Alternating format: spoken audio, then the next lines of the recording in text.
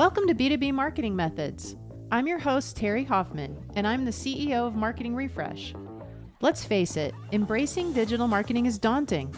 This podcast was created to make it more approachable.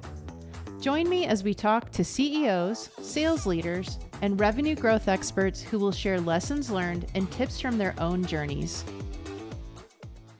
Welcome to another episode of B2B Marketing Methods. I'm really excited this week to have a unique guest with us. His name is Kyle Tate. Kyle is the president, founder, CEO, leader, all those things of a company called Firethorne Technology Services.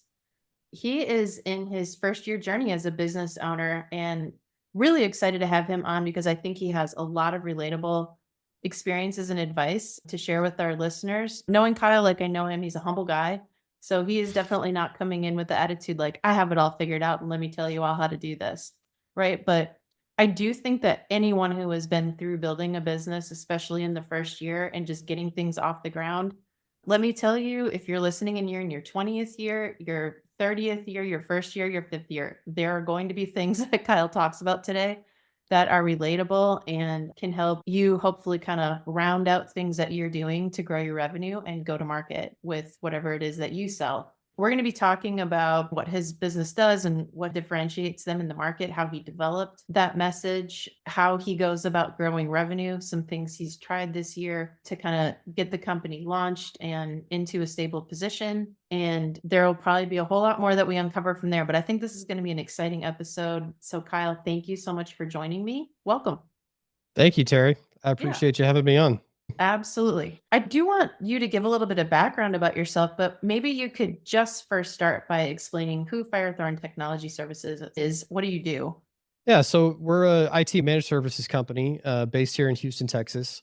And for those of you guys that don't know what managed services are, it's essentially us providing IT services to businesses that either have a small team that cannot handle everything themselves or they have no IT team whatsoever. You have no IT experience in house.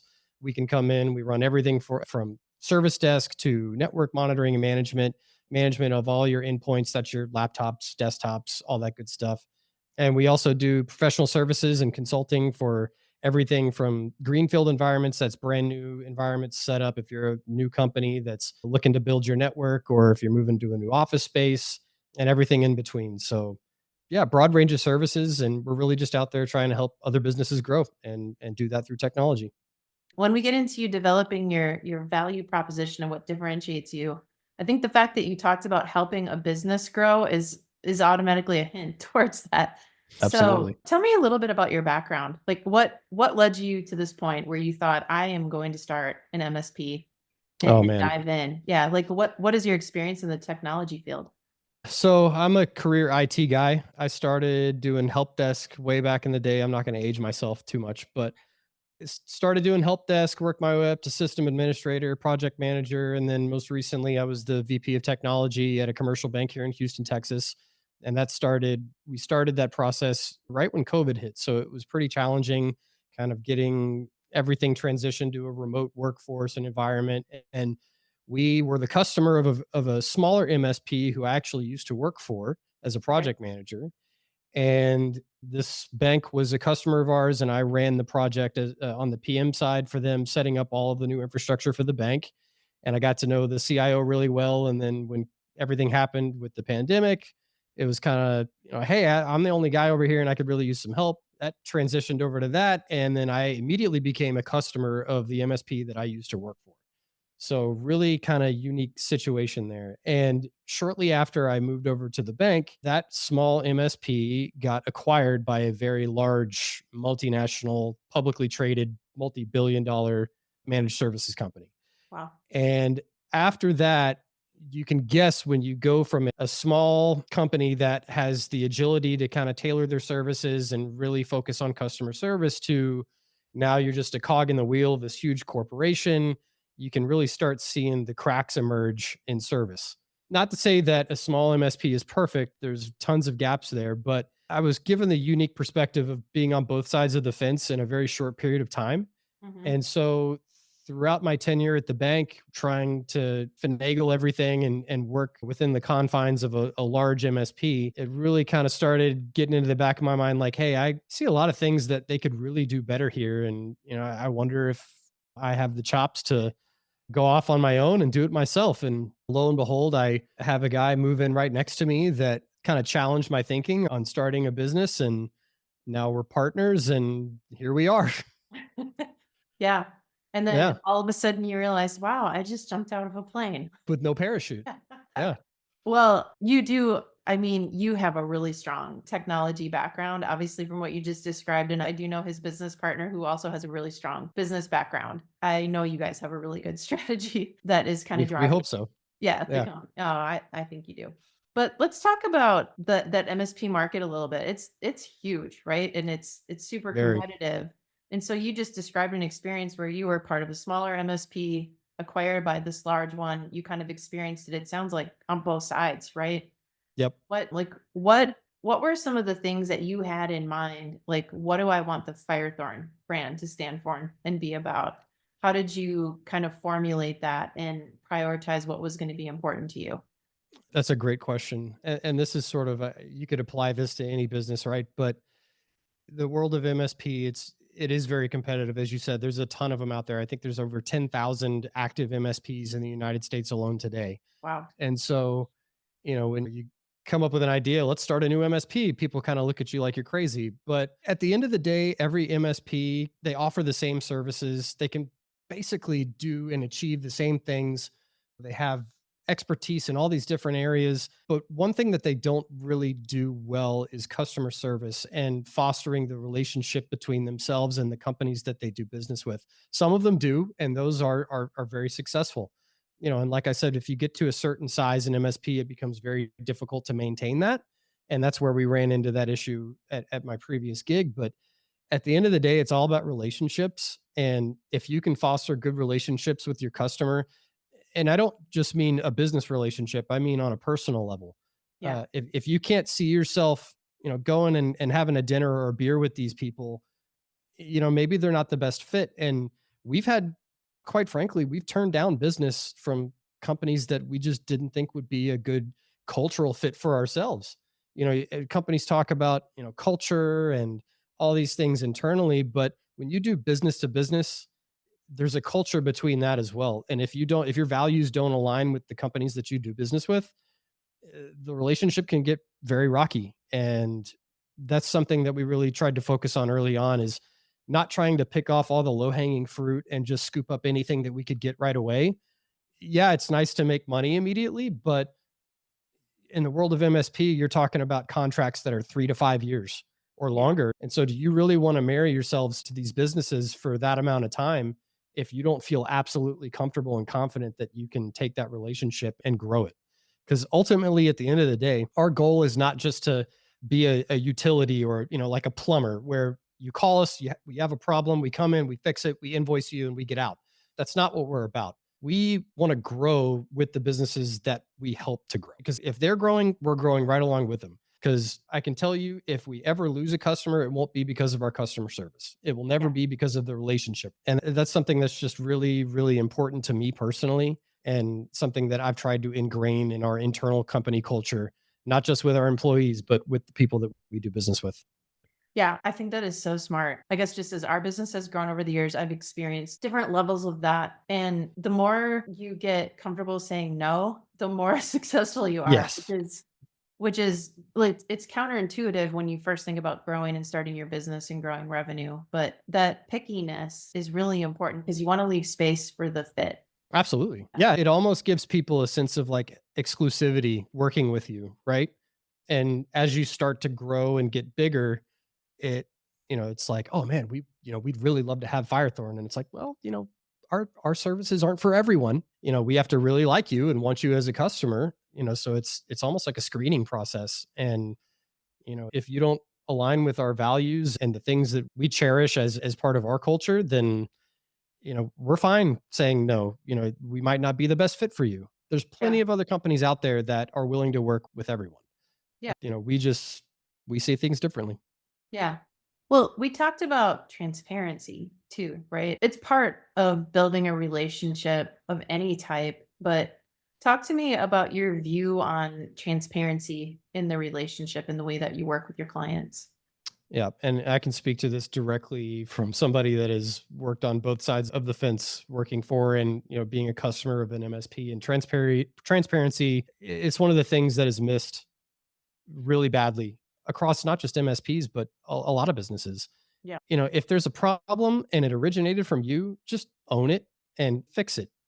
You know, pointing fingers and doing all this, well, this and that and this and that. It's all just crap at the end of the day. And your customer doesn't want to hear that. They want to hear, yeah, we screwed up. We're going to fix it. This is exactly what happened. And this is how we're going to prevent it from happening in the future. People understand that there's a human element to everything that we do, and humans are not perfect, right? There's always going to be things going wrong, especially with technology. Technology is completely unpredictable, as everybody knows.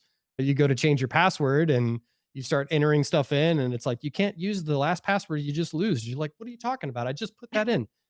Technology's crazy. Yeah. Things happen that you can't explain. Sometimes you literally just put one extra period at the end of a line of code, or you commit something on a config on a firewall that's got one little typo in it, and everything can come crashing down. And that's fine. It happens. There's a human element to all this.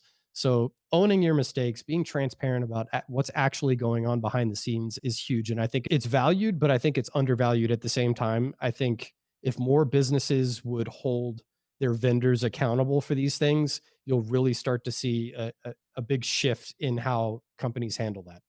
Yeah, I completely agree because I think part of that transparency is the follow through. If you own up to the mistake and you hold yourself accountable and you're transparent about it, then you've got to actually do the things you said you were going to do to remedy it. That's a whole other skill set and ability to commit to that. My kids get really sick of me saying this to them, but I'm like, if you just do what you say you're going to do in the professional world, you will get promoted Oh, yeah. Yeah. just doing that. It's a lost skill and a lost art, and so I think that's huge, and I do think it builds trust in the relationship if there's a mistake that was made and you just own it, and you talk about it, and you talk about the steps. The Yep. person you're normally working with is just like, "Please help me avoid a shock or surprise. Put me in hot water because 'cause we're partners in this," right? And that's something you made a really good point there, that, the person on the other end of the relationship, they're a regular person too. They've got a job, they have somebody that they report to, and they're just trying to fight through this just like you are. Mhm. And the more that you are honest with those people and show the mutual respect and say, hey, look, this is what happened. We're going to get through this together. Because ultimately, as an MSP, that's my job. My job is to make every IT director or VP of technology or CIO. My job is to make you look like a rock star to the rest of your company. That's Yep. my job. And if you don't, then I have failed at some point. Now, if you're doing some sketchy stuff on your own time, that's something you got to worry about. But Yeah. I'm going to do everything in my power as your service provider to make you look good to the rest of your business. Yeah, I love it. So yeah, it sounds like you put a lot of your personal experiences of what you saw working and maybe not working into Hmm. building the Firethorn brand and kind of defining what you Yep. wanted your company to be about. And I mean, I think that's really important because, how do you build a message? How do you build a brand? A lot of it needs to be driven by what are the pain points that your customer is actually going through, right? And so, because you had the perspective of being a customer, Yep. you had personal pain points that, you knew you could help to overcome. Once we kind of knew that this was what we were going to do, and, it's like, okay, well, now let's write it all down. Let's come up with an actual business plan. Like, how are we going to address certain things? How are we going to market certain things? And you hit the nail on the head. It's all about finding the pain. Like, where is the pain? The customer's always going to have pain that they are dealing with. And if you can alleviate that pain and make life easier for your customer, they will always come back to you and they will be loyal. It seems like it's such an easy equation to solve, right? Do good things for them, they do good things for you. Everybody makes money and they're happy. But there's lots of variables in between that. But at the end of the day, like I said before, and I'll say this till the cows come home, it's all about the relationship with your customer. Yeah. Yep. I love that. You've got a lot of credibility in the technology field with good places that you worked with a lot of credibility, but the company itself that you founded is new. What were some of your priorities out of the gate? So I think the biggest challenge for any new business, especially in this world, is credibility and visibility. It's really tough to build credibility from scratch. And so you have to use your own personal credibility and the relationships that you've made throughout your professional career sort of as a springboard for your business. Mhm. And you really need to be putting yourself out there. I mean, when we first got started, all I did was contact everybody that I used to work with and say, "Hey, I'm doing this new thing. We've got all these great services. I've got a ton of great people. How can we help?"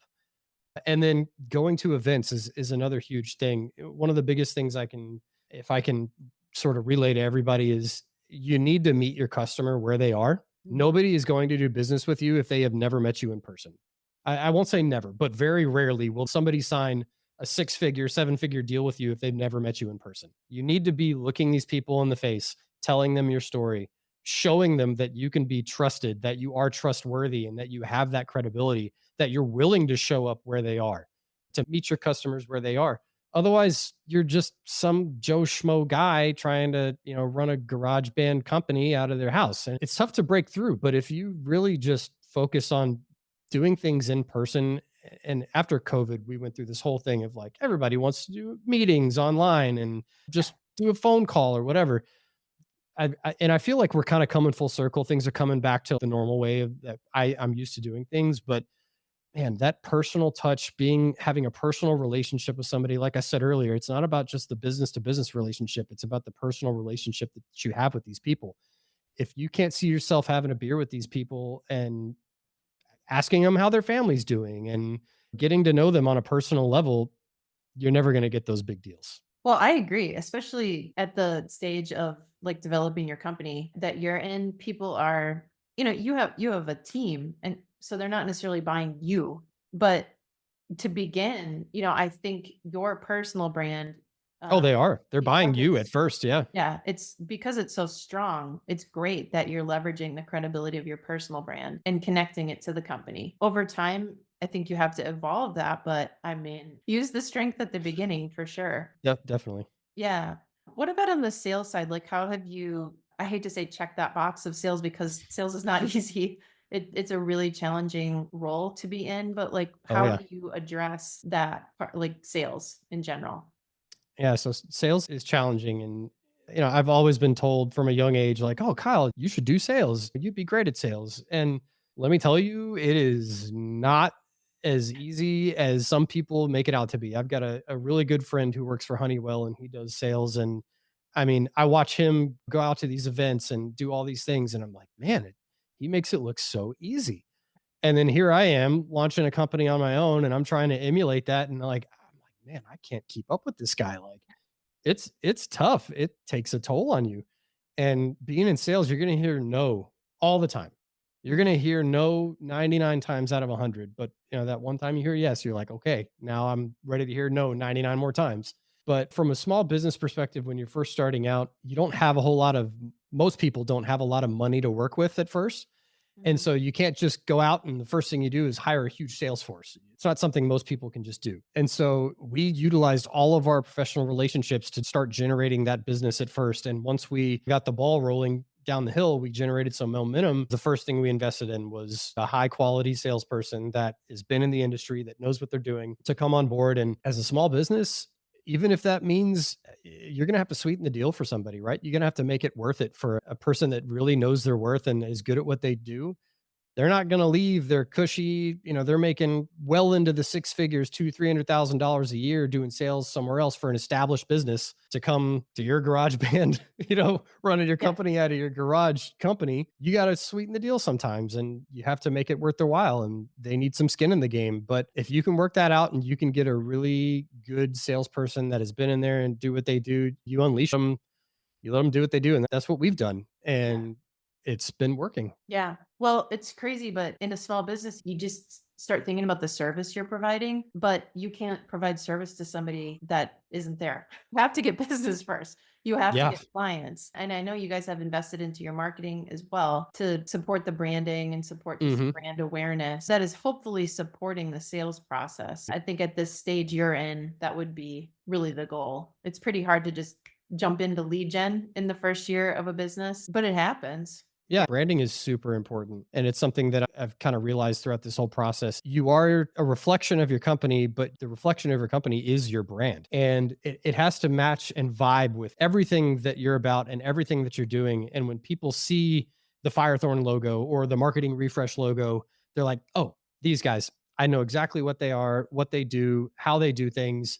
And that's your brand. It's so important to get that right. And it's difficult to do right out of the gate because you're going through this whole process of discovering who you are and discovering what things are Yeah. important to you and what works and what doesn't work. Most of the time, you're not going to get it right on the first try. You might have to go through a couple of iterations to finally land on, okay, this is who we are. This is what we do. This is what I want us to look like. We went through a couple of iterations with our brand and we finally landed on something that I'm really proud of, and it's been great. Like, having just the simple thing of in our business, I'm not going to get new business by just having a good looking website. That's just Yeah. not going to happen. People aren't going to come to my site and be like, "Wow, this looks great. Let me call these guys up." That's not how it works. But if we're at an event and we're handing out business cards and talking to people, the first thing that they're going to do is they're going to look us up on LinkedIn or they're going to go directly to our website. And if they see a piece of crap, it's not going to look good for you. They're probably just going to be like, oh, click off, and they'll never think about you again. Yeah. So you have to have something that looks good and something that looks professional. And those are things that you need to invest in early on because as you start to grow and as you start to drive traffic and people to your brand, it has to look respectful. It has to look professional. Otherwise, people will not take you seriously. Yeah. Well, and oh my gosh, there's just so much data that supports what you just said. Like Yep. even in the B2B space, there are just so many people who before they talk to a salesperson, they've already narrowed down their list because they've done research somehow and they have a Hmm. short list. And so yeah, you don't want your online presence to be something that eliminates you.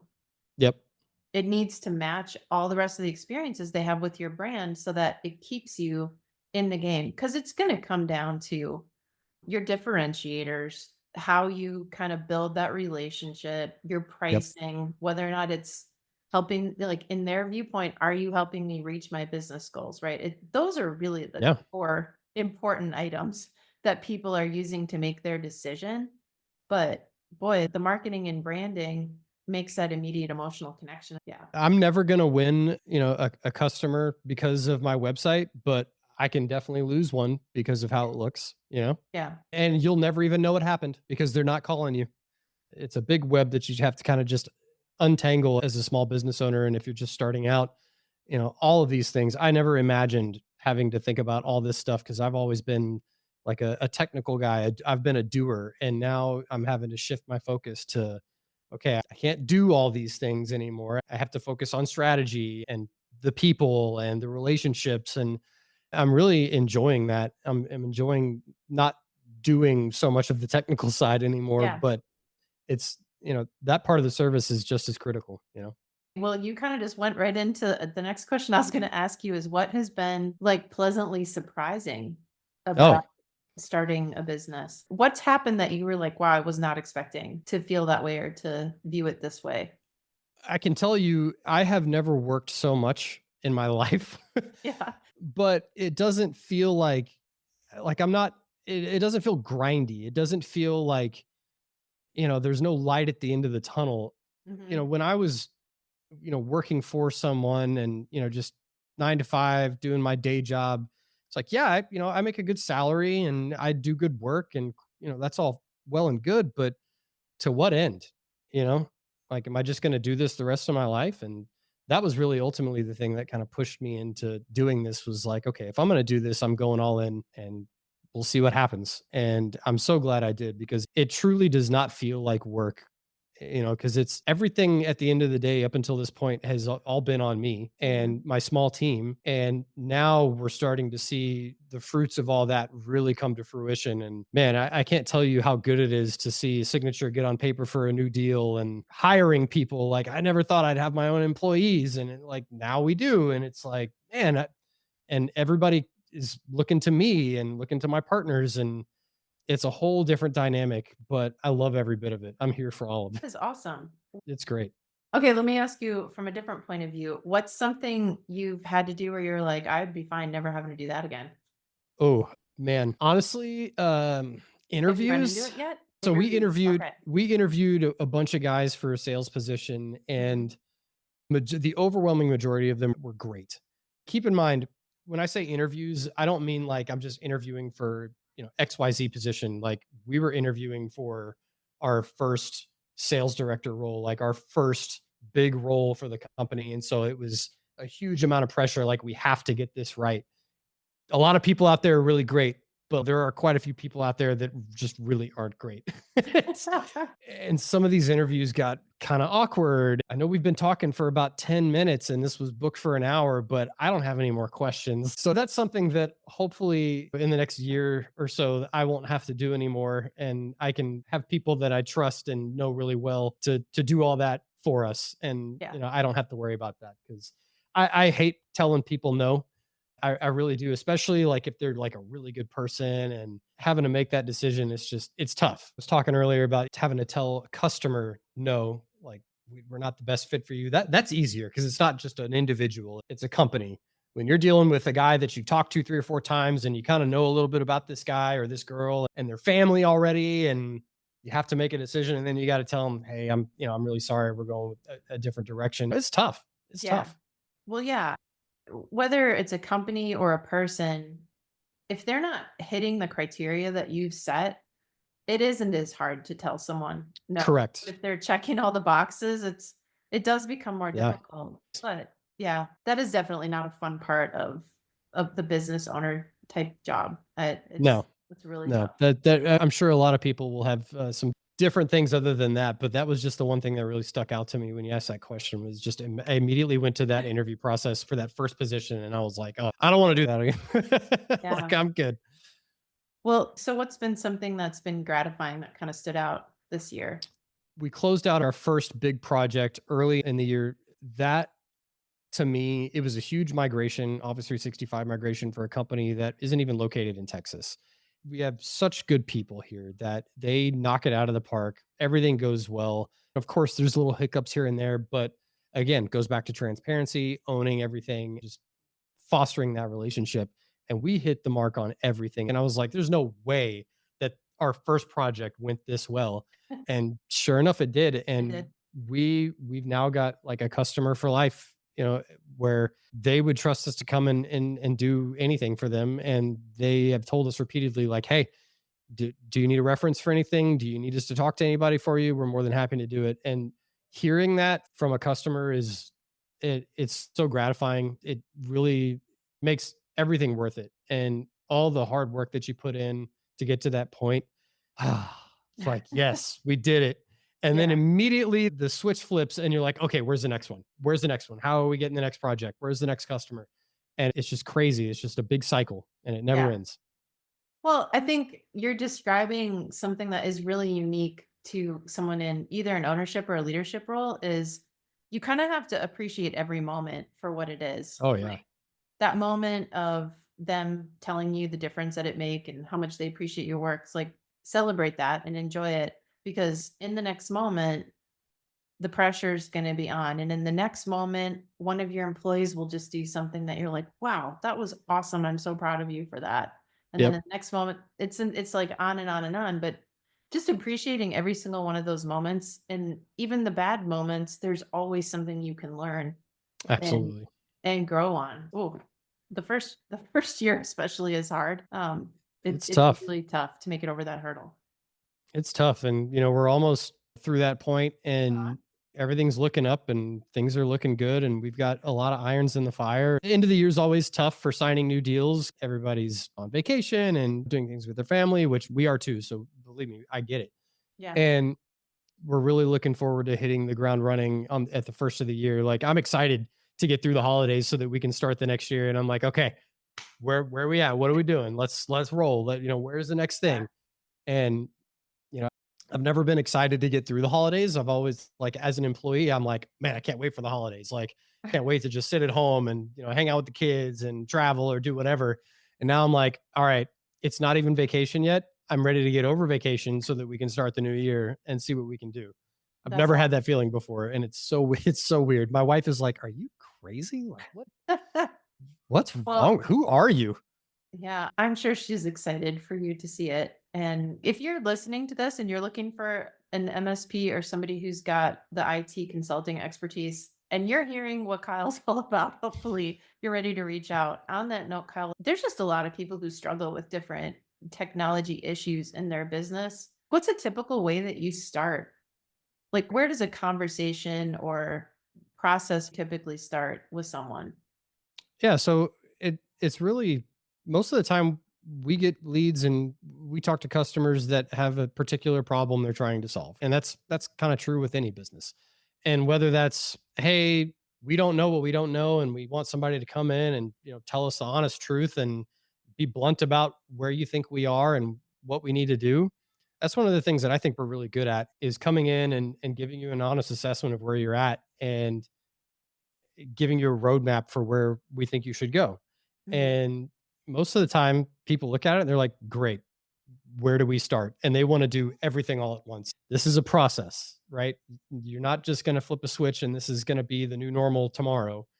Yeah. Most of these roadmaps are 3 to 5 year roadmaps. Now, there are lots of wins and lots of things that are accomplished throughout that period of time. But we did a big assessment for a big multifamily company here in Houston, and you know at the end of the day the assessment was like 60 something pages long, and we had a whole list of things that we thought that they should do and things they should prioritize. And they're like, great, how do we do all this? And I'm like, okay, let's take a step back, One chapter at a start from time. yeah, one Yeah. step at a time. Let's do the easy stuff first, and then we'll start building on that and maturing everything. And Yeah. one of the biggest things that we talk to people today is people are, they're nervous about cybersecurity, especially small businesses. We hear all the time companies falling victim to ransomware and things like that. And I mean, these things will cripple your entire business overnight. A lot of people are surprised to hear that you don't need to go spend a bunch of money on a fancy appliance or this huge undertaking of uprooting everything with your IT and transforming it to something different. There's really a lot of basic practices that you can put in place to put yourself in a much better position from a cybersecurity standpoint that people are like, wow, that's it. And we're like, well, yeah, but these things are really important, and you're not doing them today. And so any little thing that you can do to move the needle on that, and it also helps build trust with customers when you're just not trying to sell them everything under the sun, right? Yeah. It's like, look, yeah, we could sell you an awesome email appliance and it'll do all this, but you don't need that as a small business, or you know, you it's just not justified. Yeah. Here's some things that you can do from a logical perspective that are, yes, they're more on the basic side, but you're not doing them today.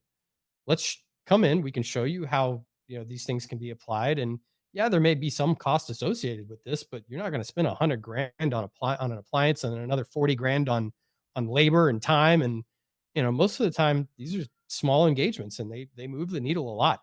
Yeah. um and so that's a lot of what we're seeing today, and a lot of the conversations start around new setups and then cybersecurity. That's a Okay. lot of what we're seeing today. Yeah, I would believe that. But I think a value you're adding just from listening to you is helping them prioritize, right? So there's a lot you could do as a business to have all the right technology and the solutions in place and firing 100 out of 100 every single time. Yep. But you're helping them prioritize like what's the most important and the most impactful. And that type of guidance, like connecting back to the very beginning of our conversation, you have, if you look at your service list, you could look at 10,000 other MSPs and you have the same service list. Yep. But your logic and how you're guiding a client through like setting priorities, the best way to spend their budget at any given moment is a differentiator that's as big as the service and the transparency. Yep. Because I think you're not just making a sale for the sake of making a sale, you're making it the right sale at the right time for the right business reasons. That's Yep. a logical approach. Yeah, and a lot of people respond really well to that, and that's, speaking from experience, being on both sides of the coin as a customer of an MSP. I don't want to be sold everything. Just tell me, like, I employed you and you're my vendor because I'm trusting you to provide me with the knowledge that I don't have. If I Yeah. knew all this, I wouldn't need you, right? And so having someone that can just come in and give an honest assessment of where you're at, and you know what? If you come in and tell me well, you do need these more advanced things, and here's why. And if you don't do that, here are the risks associated with that. That's fine. Yeah. But you need to be able to justify those things as a vendor and as a provider of the service. And if you can't, you shouldn't be trying to sell Yeah. Yeah. Well, sales advice for pretty much any business out there, in my opinion. it. But that's what makes you trusted and credible, and it also comes back to a fundamental people buy from someone they know, like, and trust, right? And Yep. so you've kind of talked about every single one of those things in terms of how you viewed growing your brand and growing your business. Marketing can help you get known. The way that you sell also can help you get known and be liked if you have Yep. that relationship orientation to building a relationship. And then trust is like almost every single other thing that we've talked about. Mhm. And you've got to be showing that in so many different ways as a business owner. Once you build that trust, it's so important. You have to never break it, Yep. because once you break that trust and once you kind of cross that line, it's really hard to get back over to the other side. And that's where transparency and owning your mistakes come into play, right? That is Yeah. the most important thing, because if you break that trust, you'll never get it back. And that's true in all aspects of life, right? That's not just business, it's Yeah. family, friends, everything. If you lose that trust, it's really tough. Yeah. No, I agree. Well, congratulations on, all the success you guys have had this year. Thank you. Can't wait to see where 2025 brings you guys as well. I'm excited for the future and for you Yeah. guys as well. Thank you. Yeah. If somebody wants to connect with you, what's the best way for them to get in touch? Yeah. So you can go to our website. It's firethorntech.com, or you can find me on LinkedIn, Kyle Tate. Or if you can get a hold of my number, you're more than welcome to just call me. I'm always happy to have conversations and talk. And that's another thing where I think we really excel, by the way, is we are never going to charge a customer just to come out and talk to them about something. If you want advice, personal advice on something you're dealing with at work, or, technology related or not, we're here. We're here to be true partners for our customers and everyone else in between. Thanks so much, Kyle. Thanks for taking the time to join me today. We appreciate it. Thank you, Terry. Thank you for listening to B2B Marketing Methods. Please be sure to follow us on your favorite podcast channel and leave us a review. We'd love to hear from you and connect. You can find me on LinkedIn or visit our company website at marketingrefresh.com.